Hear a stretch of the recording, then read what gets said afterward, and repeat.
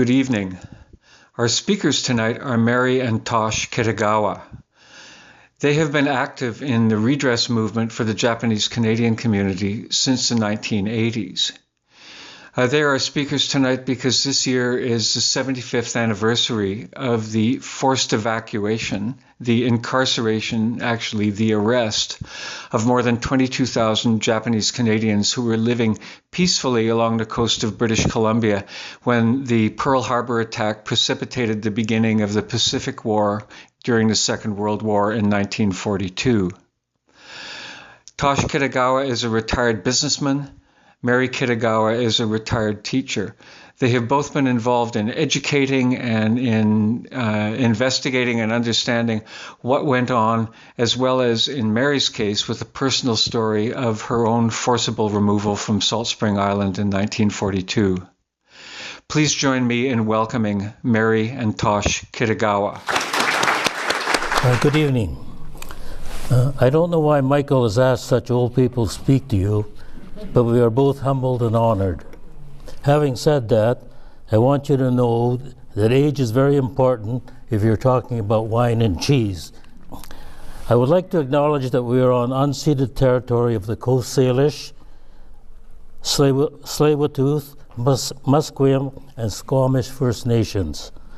I will talk about the anti-Asian environment that prevailed in BC from the time BC joined Confederation in 1871 to 1988. This would include the exploitation of Chinese labor and the building of the railroad from 1880 to 1884, and the anti-Asian riots in Vancouver in 1907. In order to understand the overt racism subjected to the Japanese Canadians prior to and during World War II, one needs to go back to Confederation.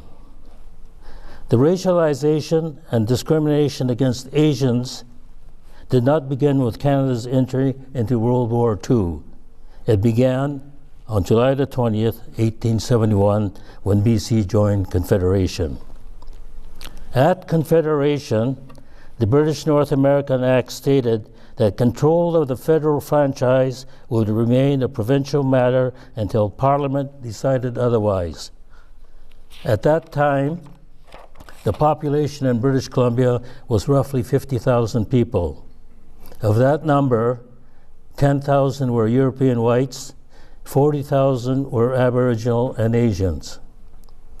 Recognizing that they were vastly outnumbered, one of the first acts of the legislature was to disenfranchise Indians and Chinese.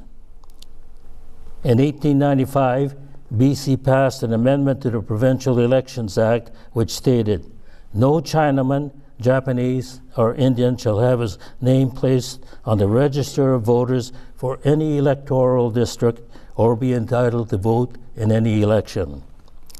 This act denied all people who were non-white to practice in any profession such as law, medicine, accounting, engineering, nursing, etc.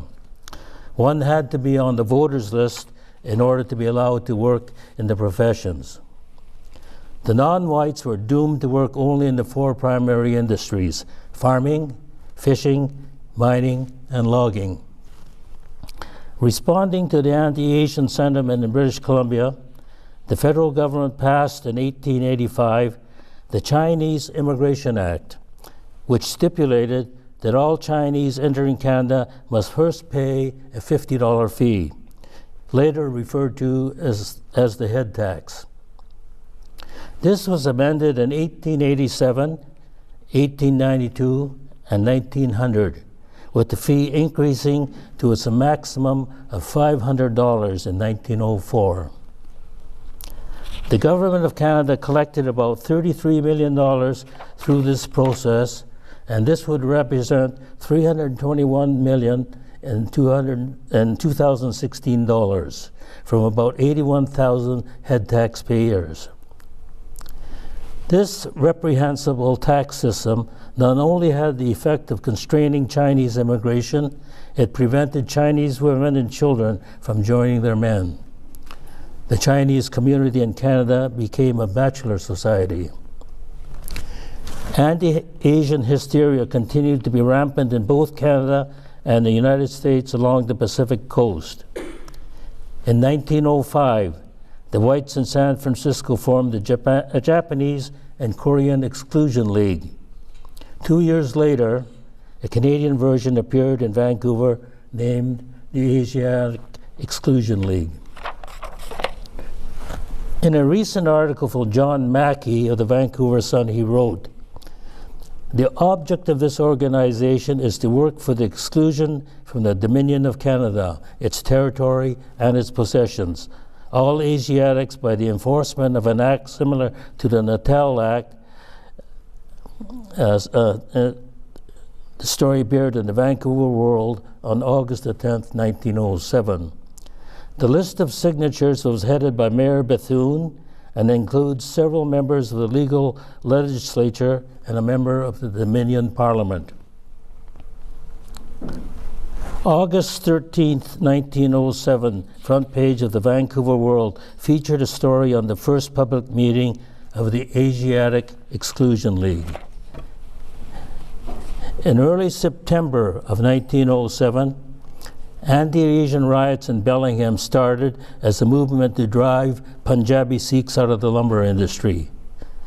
Soon this rioting spread north into Vancouver, and angry mobs stormed through Chinatown, breaking store windows and assaulting Chinese in the area.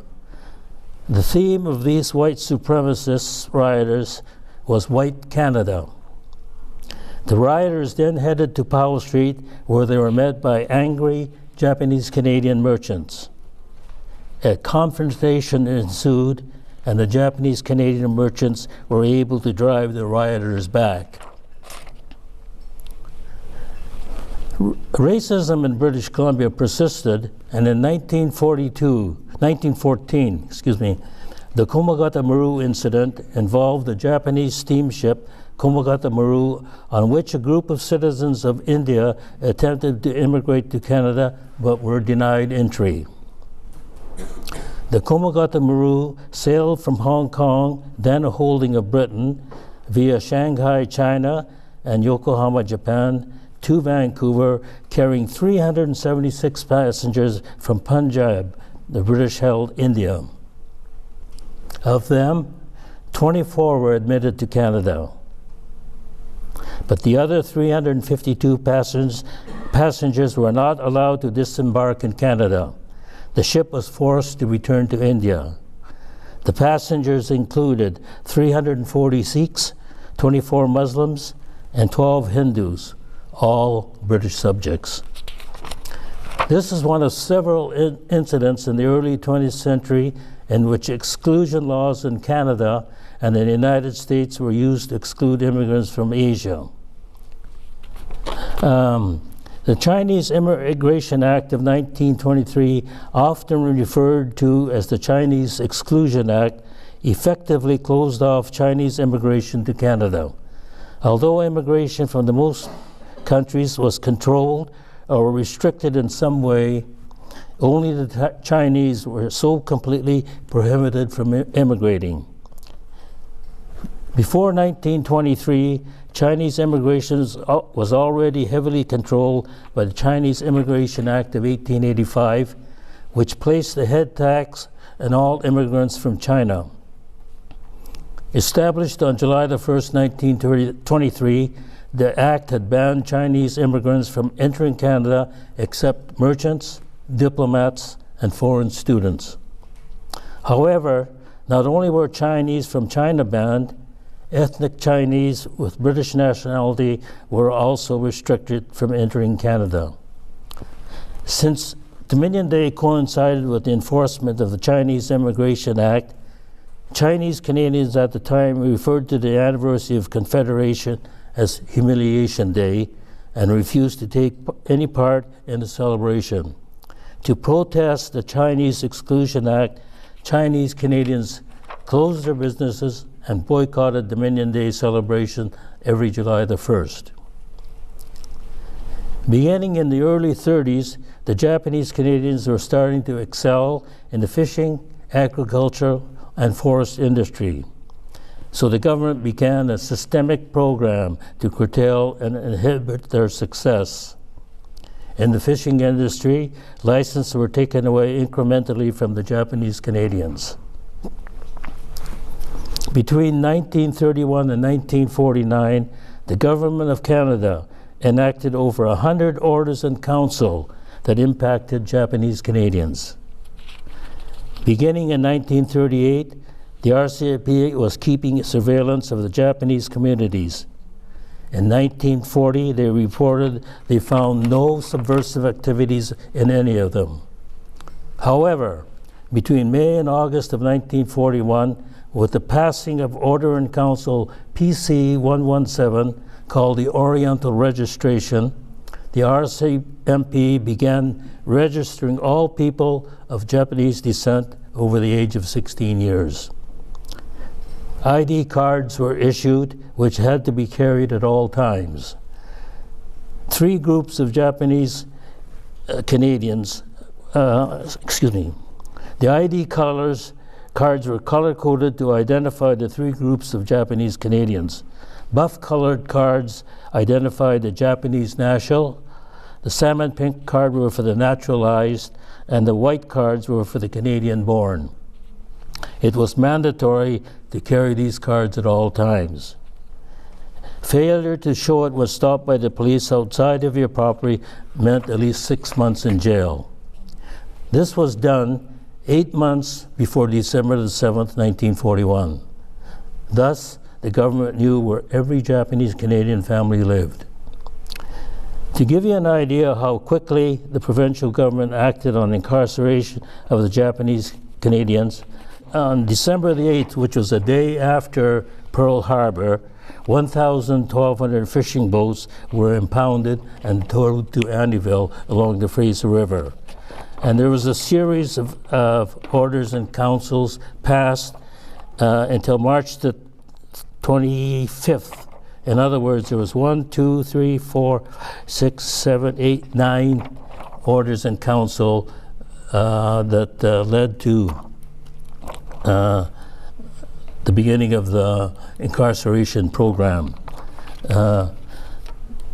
From this, you know that the governments don't move that quickly. So there was something in the wind long before Pearl Harbor. When Canada joined the Pacific War, Prime Minister William Lyon Mackenzie King invoked the all-powerful War Measures Act without going through Parliament. This enabled the government to act without discussion or debate. Essentially, it was a rule by decree, which is a style of governance allowing quick, unchallenged creation of law by a single person or group. It is used primarily by dictators, absolute monarchs, and military leaders. The War Measures Act gave sweeping emergency powers to the federal cabinet, allowing it to govern by decree when it perceived the existence of war, invasion, or insurrection, real or apprehended. It was used to limit the freedom of Canadians in both world wars. Immediately, the government began the mass incarceration program to remove all people of the Japanese race from BC, regardless of whether the person was born in Canada or had citizenship. The military and the RCMP tried to convince the Prime Minister that Japanese Canadians pose no threat to the security of Canada and should not be removed from their homes. However, countless orders and councils were passed to uproot 23,427 innocent, hard-working, loyal citizens from the BC coast. The motto of the BC politicians was, "No Japs from the Rockies to the sea." The following quote from a BC politician reveals the vehement hatred many politicians from BC had for people of Japanese descent. "It is the government's plan to get these people out of BC as fast as possible. It is my personal intention, as long as I remain in public life, to see they never come back here. Let our slogan be for British Columbia, 'No Japs from the Rockies to the Seas.'" That was Ian Mackenzie as an MP for the federal government. On January 8, 1942, a conference on the Japanese problem was held in Ottawa, along with delegates from BC, were Lieutenant General Maurice Pope and diplomat Escott Reed. In Lieutenant General Maurice Pope's book, Soldiers and Politicians, a Memoir, he wrote, "When I agreed with the RCMP and the military that the Japanese Canadians posed no threat to the security of the nation, all hell broke loose. I was afraid that the BC politicians were going to charge across the table to manhandle me. The rage was a sight to behold." One BC delegate conceded privately to him that the war offered a heaven-sent opportunity to rid themselves of the Japanese economic race forevermore. Lieutenant General Pope understood then that this exercise had nothing to do with security. It was just a myth. He said that he left that meeting feeling dirty all over.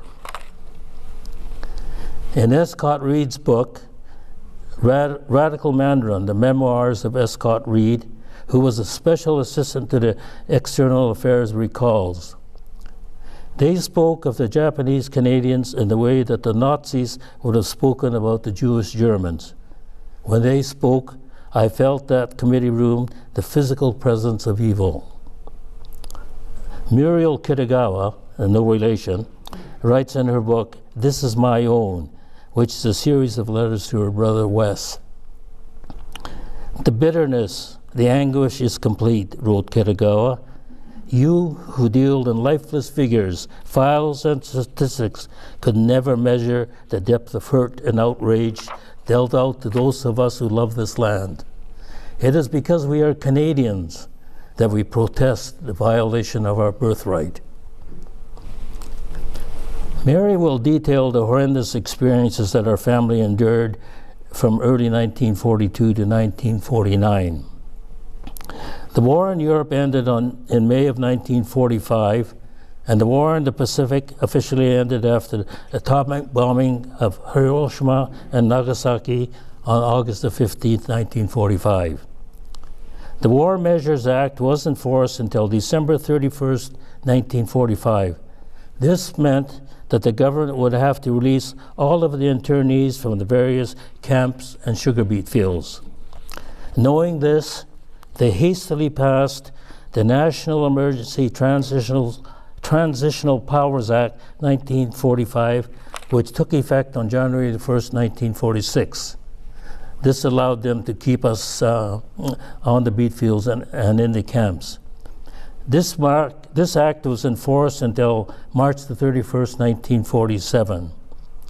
Immediately, they passed the Continuation of Transitional Measures Act 1947, which allowed the government to maintain certain wartime orders and regulations and stayed in place until April 30th, 1951.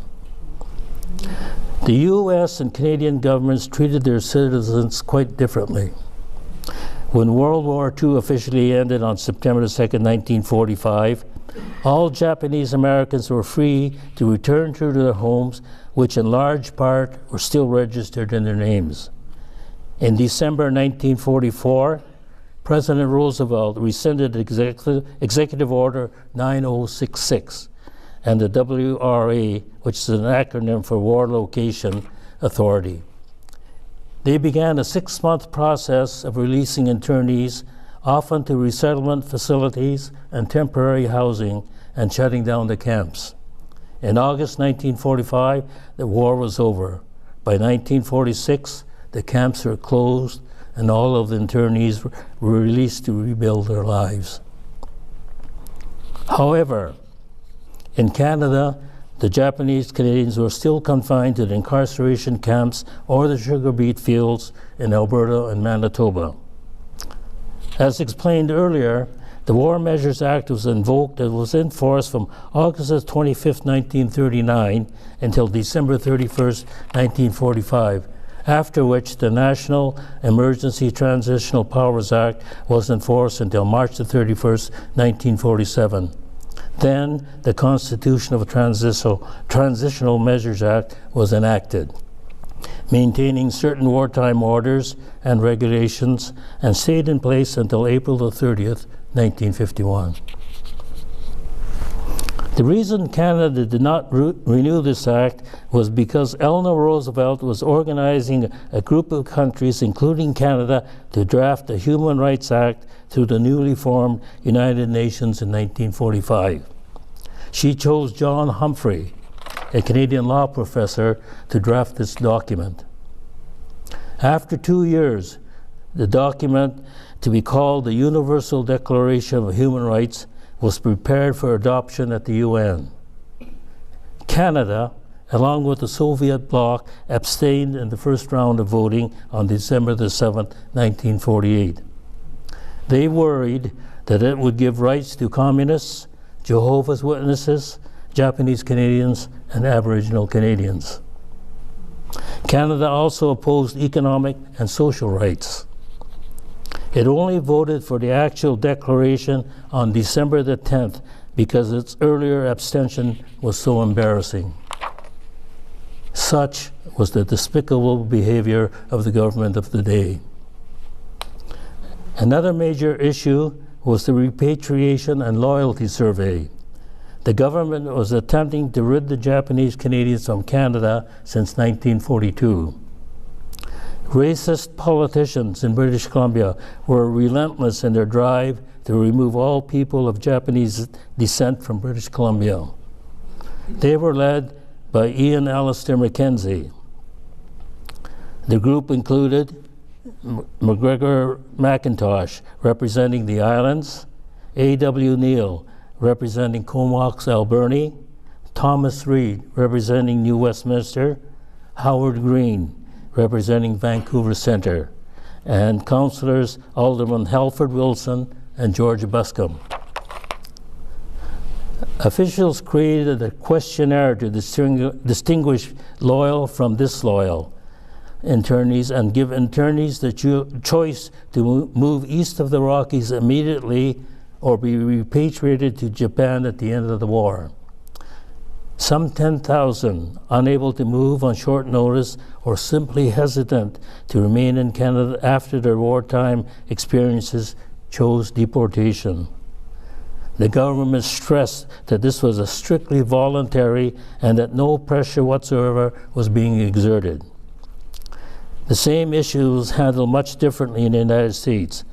I just want to read you a direct passage from Ann Tsunohara's book, The Politics of Racism. In December 1944, however, the federal government panicked. The United States Constitution had finally freed Japanese Americans. Ruling on a petition of habeas corpus filed by civil rights lawyer James Purcell on behalf of a former California state employee, Mitsue Endo, the United States Supreme Court ruled that loyal Americans could not be denied freedom of movement. Neither Mitsuo Endo nor any other Japanese American could be denied access to any area open to other Americans. Anticipating this judicial decision, the American authorities announced in December 1944 that Japanese Americans could return to their homes on the Pacific coast as of January the 2nd, 1945. The deportation of Japanese Canadians began in May 1946, but many hundreds had second thoughts and balked at the forced removal. Under intense pressure from a newly formed organization called Cooperative Committee on Japanese Canadians, the government relented. In 1947, those that were not deported to Japan were allowed to remain. By this time, 3,964 Japanese Canadians had already been exiled. Again, in 1947, under intense pressure from many politicians and academics, the federal government revoked the legislation to repatriate the remaining Japanese Canadians to Japan. It was only in April 1949 that all restrictions were lifted from Japanese Canadians and they gained franchise and freedom of movement. On September 26, 1988, Prime Minister Brian Mulroney signed the redress agreement and apologized to all members of our community for the despicable treatment the government inflicted on us. He further stated that treatment of Japanese Canadians was morally and legally unjust. Thus ended an ugly chapter in Canadian history. As a footnote, we see a dangerous parallel in the United States under the government headed by President Donald Trump. The present DACA, which is the Deferred Action for Childhood Arrivals program, has the same elements that led to our incarceration. Thank you.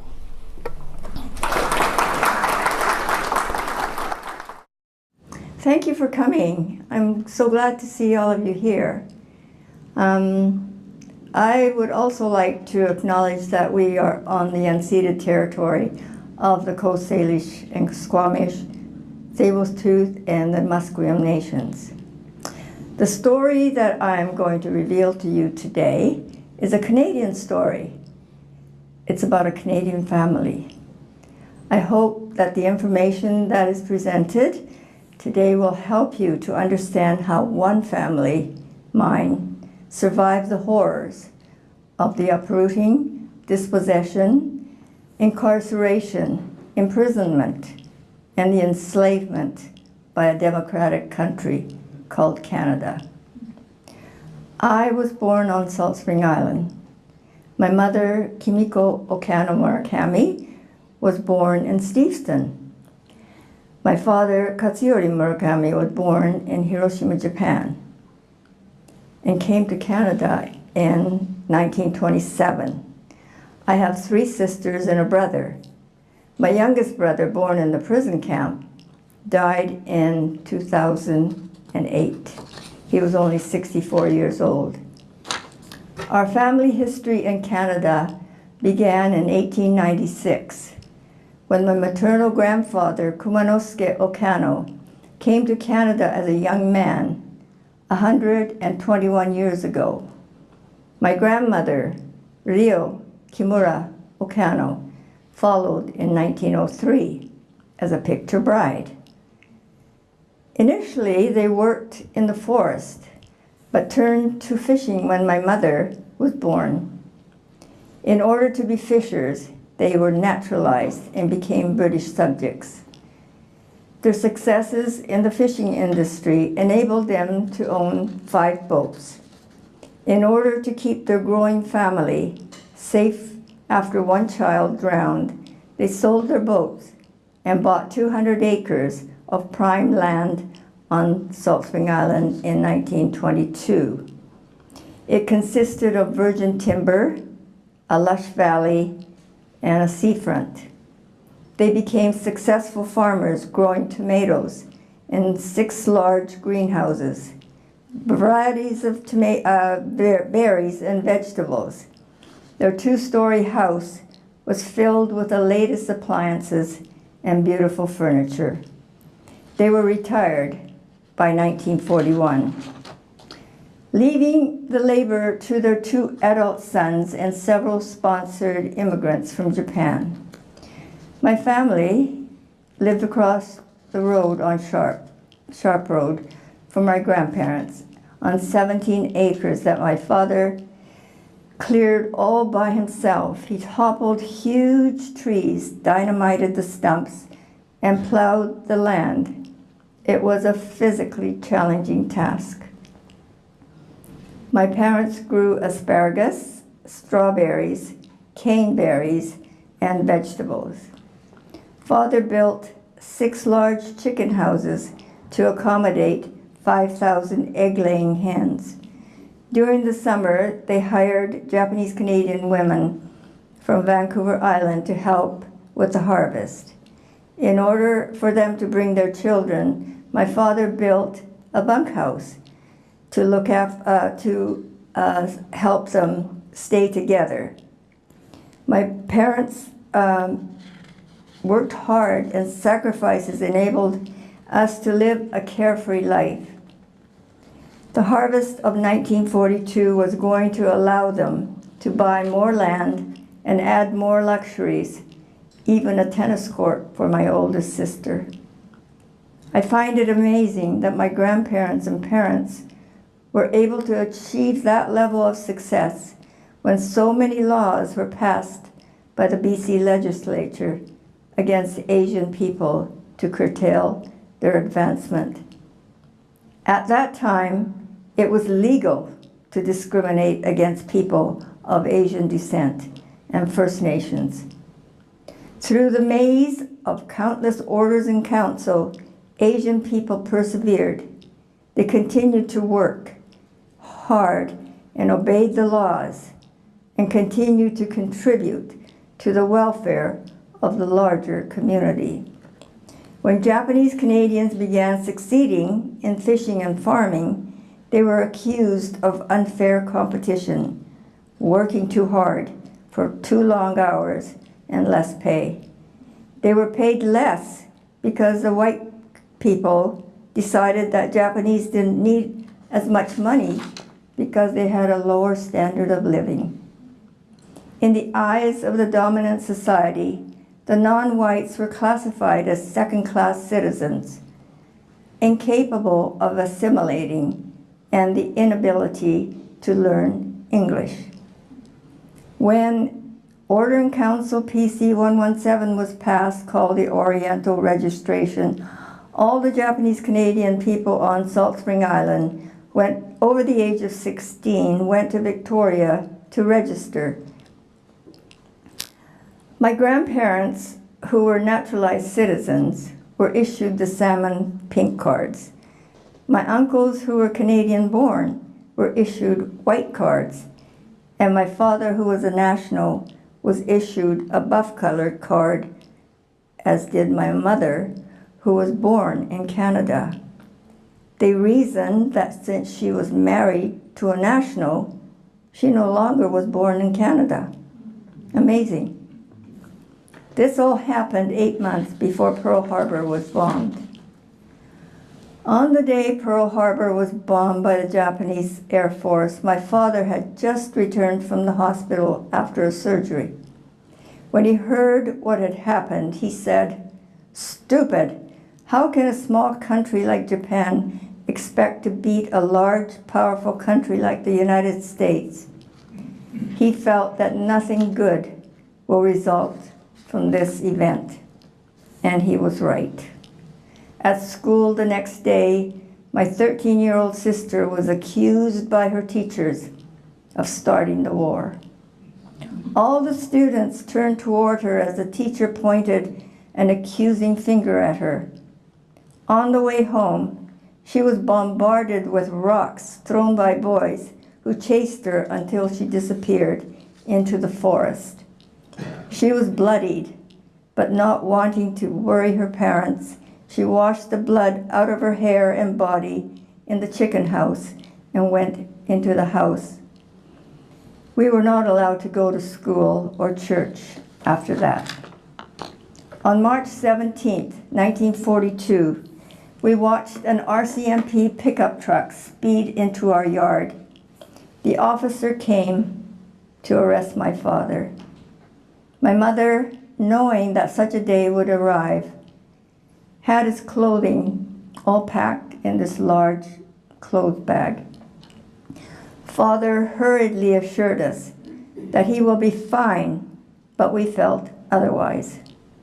As we watched the officer roughly shove my father onto the pickup truck, Father quickly stood up and told us that he was all right. However, our hearts were beating wildly as we noticed the gun in the officer's holster. We were terrified that our gentle, hardworking, loving father was being taken away to be shot. My mother stood still, watching this unbelievable scene, holding tightly to my 1.5-year-old brother. I am sure that every cell in her body was exploding with pain. As the officer jerked the truck into gear, my father nearly fell again. The four of us girls ran after the truck, crying, "Daddy, Daddy, come back." With tears flooding our eyes, we chased the truck until it disappeared into a void. But there was no time to grieve. My mother had many tasks to perform. Look after the 5,000 chickens, gather the eggs, prepare them for market, tend to her children's needs, and look after the crops. Fortunately, my 13-year-old sister was mature, way beyond her age. She stepped into Father's vacant shoes and took over. When the custodian of enemy alien property came to give orders to my mother, he also brought a document that he wanted her to sign. It said that the government will look after our property in trust until our return after the war. Since my mother knew this agent since he was just a lad, she trusted him. He told her that not one chopstick will be missing from her house when she returned. Of course, she signed. His orders were for her to get rid of the chickens and to pack all of her belongings into one large room. With a heavy heart, she sold all of the chickens to some Chinese merchants from Victoria who heard about my mother's dilemma. These were the chickens that she hatched from the egg stage in her incubators and nurtured them to the egg-laying stage. And then we were told to wait for the next order. That day came for all remaining 72 Japanese Canadians on April the 21st, 1942. 4 other men were taken away earlier with my father. The women became reluctant single parents to young children. Mother dressed us in our very best clothes and made sure that our shoes were polished as we waited outside for a friend, Mr. Gardner, to take us away. The ominous silence engulfed us. There were no longer any sounds of life, the clucking of chickens, the cheerful voices of adults at work, and the children at play, along with the barking of our beloved dog, Mune, that we had to give away. In this silence, we waited. Mr. Gardner drove us to the wharf in Ganges, the largest town on the island. We saw piles of clothes bags and suitcases belonging to the soon-to-be exiles. These departing families did not know at that time that they would never see their beloved homes ever again. The 3-funnel ship, the Princess Mary, took us to Vancouver as the darkest of night descended upon us. We were taken to Hastings Park and registered. To our horror, we were instructed to go into the animal barn, which was vacated by the animals not long before our arrival. The pungent smell of urine and feces assaulted our nostrils, and the sea of bunk beds greeted our unbelieving eyes. 3,000 women and children were being housed there. The men and boys, 12 years and older, were housed in the forum. My grandfather, who was in a state of shock even before we left the island, was separated from my grandmother, who was in the barn with us. On each bunk was a large bag filled with straw, which became our mattress, 2 army blankets. The bunks were so tightly packed together that in order to find some privacy among strangers, blankets and sheets were strung along the railings. Some families had to live in the animal stalls where maggots were still crawling out from between the boards. Our toilet, were the troughs with the running water that once carried away animal waste. Lime was spread around the trough to deaden the smell, but it made it worse. Poor food, unpalatable food was served to us on tin plates in the poultry section of the barn. Hundreds of people got diarrhea and food poisoning. Mother kept us out of the barn as much as possible during the day to air out our hair, clothing, and skin. At night, we heard the anguished cries of the elderly women who were totally lost without their husbands and family. We worried about our grandfather, who was not allowed to contact our grandmother. Including the men and boys, over 8,000 inmates passed through Hastings Park. After 2.5 weeks in this hellhole, we were sent to Greenwood, BC, a nearly abandoned mining town. We lived in a tiny room in a building that was emptied when the miners left.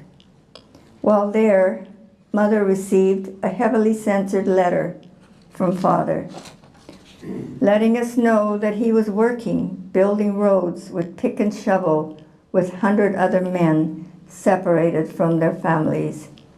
We were so relieved to learn that he was still alive. A $20 bill fell out of the envelope. The men were paid 25 cents an hour. After paying room and board while living in crowded railway boxcars or tents, the men were ordered to send $20 to their families for their keep each month. My father was in the Yellowhead camp just inside the BC-Alberta border. There were 100 men in each camp, stretching all the way from Yellowhead to Blue River, BC. In July of 1942, the married men were told that if they agreed to go to the prairies to work on the sugar beet farm, they would be able to reunite with their families. Father left the camp on July the 21st of 1942 and went to join our grandparents and their family toiling on the Keeler farm. It was very difficult for my grandparents because they were so elderly, but they were expected to work like the others. We had a joyful reunion on August the 15th, 6 months after Father disappeared. The next day was the beginning of a nightmare for our family. At the Jensen farm where we were assigned, we were unceremoniously deposited in front of a tiny 10 by 15 shack, literally an empty box beside a pig pen. There were no beds or cooking facilities. Father had to use his own money to buy lumber to build bunk beds along the walls, so at least we had a place to sleep. Mother fed us mostly from cans because she could not prepare food without a stove. Our water supply was the pond that we shared with the animals. With no laundry or bathing facility, we depended on the pond to keep us clean. After living and working there for several months, my parents felt that if we continued to live in that condition, we would surely all die. My sister wrote an impassioned letter to the representative of the BC Securities Commission in Lethbridge, Alberta, describing our plight. He came one hot day, looked at the shack, and promised to move us to one of the incarceration camps in BC dotted along the eastern side of Slocan Lake. With an RCMP escort, we arrived in Bay Farm on November 1942. From there, we moved to Popov, then to a tent in Slocan. The snow was very deep, and inside the tent was very cold. We were fed in the communal hall, where we were able to keep warm for part of the day at least. The outhouse was a distance away. I do not know how my parents coped with a baby still in diapers and 4 young children crammed into that small tent. On January 1, 1943, we were moved to a newly created camp called Roseberry, situated on the northern edge of Slocan Lake, where unfinished tar paper shacks awaited us. In the audience is a lady who lived across from us as children, so she probably knows all that I'm saying. We may as well have been asked to live in a basket. The icy air seeped in through the floorboards from ill-fitting windows and handmade doors. There were no minor inner walls or any insulation. The 14 by 28 shack was divided into 3 rooms, bedrooms on each side of the middle common room. Now this 14 by 28 shack would fit into our present living room, and we would have enough space on the side to grow vegetables. There were 2 double bunk beds on each bedroom. The small middle room was used as a kitchen, laundry, and eating area. There was a tiny 2-burner wood burning stove, kitchen stove, and a wooden sink. In the center room was a small oval tin stove that burned raw wet wood to heat the whole shack. When we woke up in the winter morning, our bedding would be frozen to the sheet of ice covering the wall. We all went to bed early because 6 candles could not light up the night for us very long. When spring arrived, it was a relief to feel the warmth of the sun. All the fathers went into the forest to harvest cedar logs, which they split into shakes to cover the outer wall, which was still covered with tar paper. That summer, electricity was installed for us with 1 bare bulb in each room. Later, water was piped into the kitchen sink. We ate in 2 shifts because the small table would not accommodate 7 of us all at once. Order in Council PC 469 shocked my parents. It empowered the custodian of enemy property to dispose of our property without their consent. The government reneged on their promise to return our property after the war. The small amount of money given to us after the sale was deposited in our frozen bank account, which my parents could not access themselves. A small amount was doled out to us each month to keep us alive. Even when my youngest brother was born in Roseberry, they would not give us a penny more for his diapers and clothes. We paid for our own imprisonment. A loyalty survey in 1945 was given to all internee families. The ultimatum given was, go east of the Rockies or be repatriated to Japan. Most of those who signed to go to Japan were deported because you cannot repatriate someone to a country that they have never been to, and remaining in BC was not an option. Because we chose to remain in Canada, our family was moved to New Denver, 5 miles south of Roseberry. We lived there for 1 year until May of 1946, 8 months after the Pacific War had ended. Father wanted to stay as close to BC as possible. He felt that Canada would come to her senses one day and allow us back to Salt Spring Island. Reluctantly, we went back to the dreaded sugar beet farm, which I would call slave labor. We went to McGrath because we were not allowed to stay in BC. But by then, we were destitute because the government had emptied our bank account. My oldest sister, who wanted to attend university, had to go to work at a grocery store. Her income was crucial to our survival. The farmer would not pay for my parents' labor until after the harvest, late in the year. My parents walked 5 miles to and 5 miles back from the field each day. When my mother injured her right hip, she still had to go to work.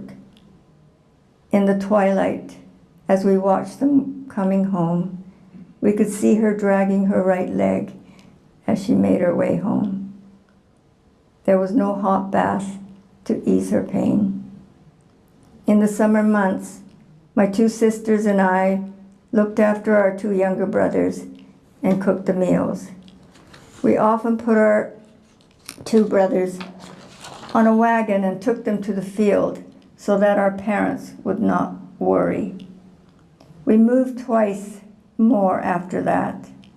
First to another farm in McGrath, and that's another story of suffering, which I won't tell today.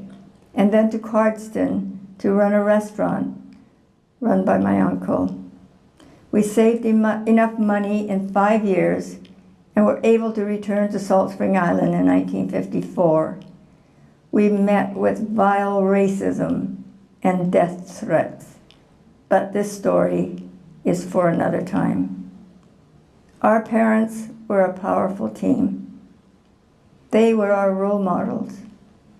They taught us never to quietly accept the cruel onslaught of racial hatred, never to act as victim, always show a proud face to the world, never a face of defeat.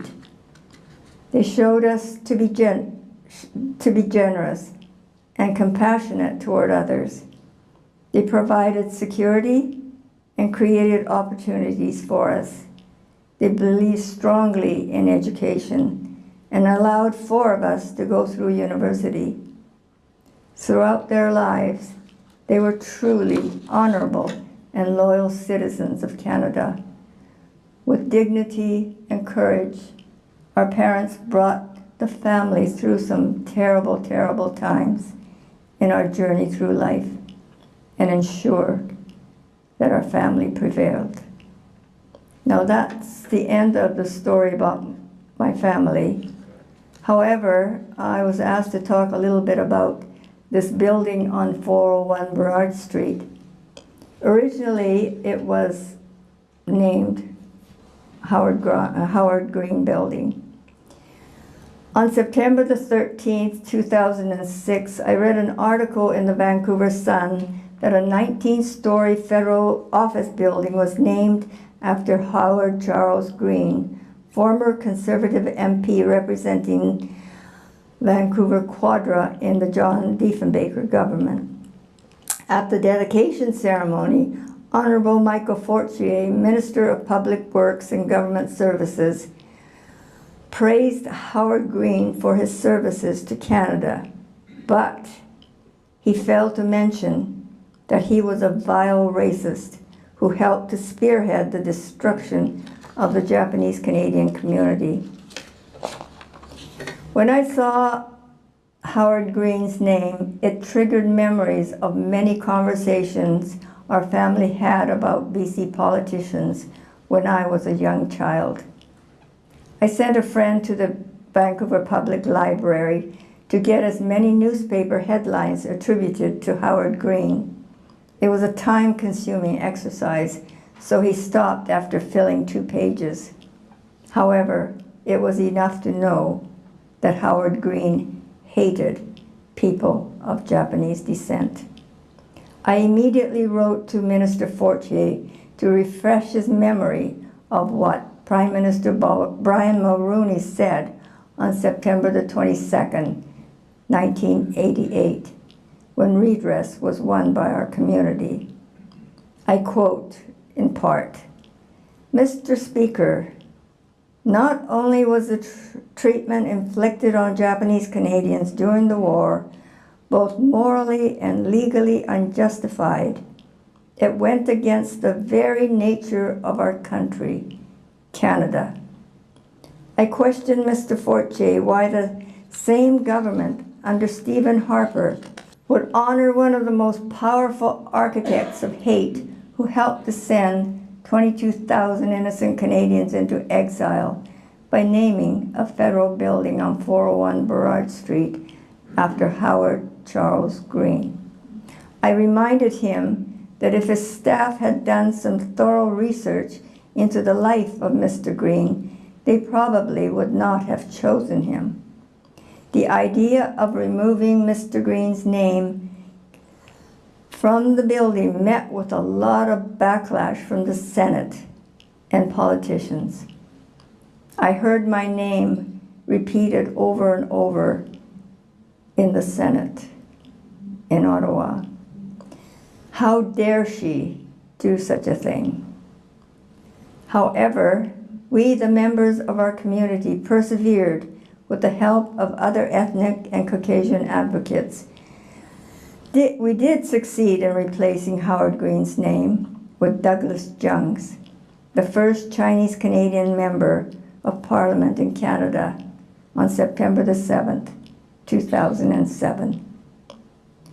And this is just a short blurb about the honorary degree ceremony at UBC for the 76 Japanese-Canadian students who were expelled in 1942.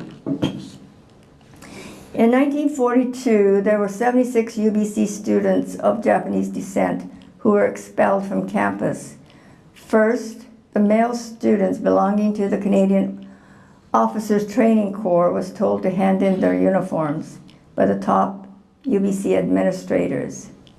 One told them, "We don't want any Japs on campus." They were devastated. Then all of them were told that they must leave the campus. Only 2 professors stood up for them and tried to help them complete the year and for some to graduate. They were Henry Angus and E.H. Morrow. However, the students were prevented from continuing. When I saw all the American university presenting honorary degrees to their former students, I wrote first a letter to UBC President Stephen Toop on May of 2008 to see if UBC could do the same. Since the Senate Tributes Committee deals with such matters, he sent my letter to them. My request was refused outright because the chair said, "Those former students do not qualify." When I read her letter, initial letter, and following emails, I realized that she did not know the history of Japanese Canadians, especially after 1942. It took 3.5 years trying to convince them that UBC was culpable in not defending her own students at that time. The process was a long and frustrating journey for my husband and me. UBC reacted only when we went to the media to share our struggles with the public. On November the 17th, 2011, UBC finally voted to honor these former students. They agreed to a special honorary degree ceremony to create an educational component to educate future students about this dark past and to digitize historical documents. On May the 30th, 2012, a most memorable convocation took place at the Chan Center. Only 10 of the 76 students attended to receive their diploma and hood. There were only 23 still alive on that day. The youngest at that time was 89 years old. Those who could not attend were too frail to travel, but they were able to watch the ceremony because it was live streamed across Canada. Today, there are only 9 students left. And last week, Tosh and I went to Toronto to film 5 students, and they were so frail. However, we were so pleased to see them again. So thank you for listening to my long story.